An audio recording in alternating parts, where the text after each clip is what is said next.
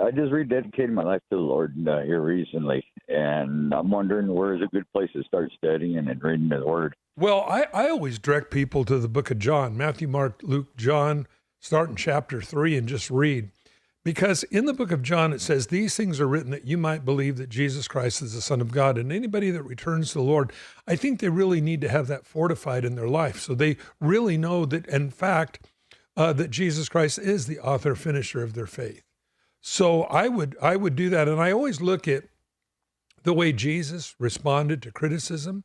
I look at the way Jesus responded to skeptics and disbelievers. I look at oftentimes the way Jesus reacted to praise. So I think these are all really good things that help bring us to a balance. I think in the Old Testament, which is a really good place to read, of course, I believe Proverbs is a great place. Solomon writes this, and he's writing it to his kids, king's kids, and the way we should behave. And I think you can apply the book of Proverbs to our daily life as believers in Him, the way we should react, and the friends we pick, and the places we go, and all these different things, how to avoid arguments. All these things are all there in the book of Proverbs.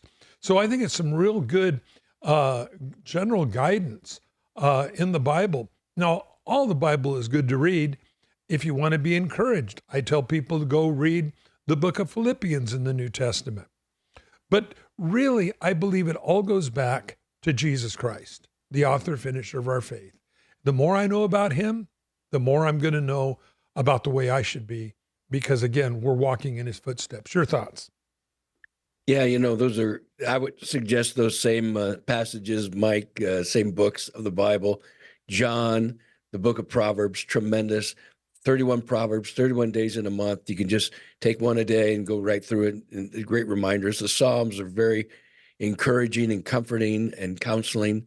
Another thing, I remember Pastor Chuck Smith years ago, he would say, a lot of times people get out of the Word of God. We got to get them into the Word of God, but not just into it, but to begin to really look at it and learn it.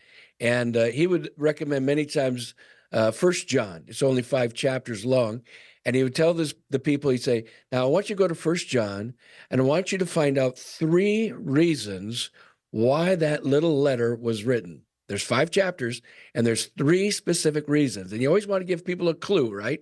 And the clue would be, John will say, I write to you, or I have written to you. And they'll tell you the reason why he wrote what he said, what he's saying in that book. And so it's kind of a fine Waldo kind of a thing. And you go, I write to you, I've written to you. And you can find these 3 specific reasons why he wrote that little 5-chapter letter to the churches and to our own hearts. So it's a fun little thing to do. And I know that you'll be blessed.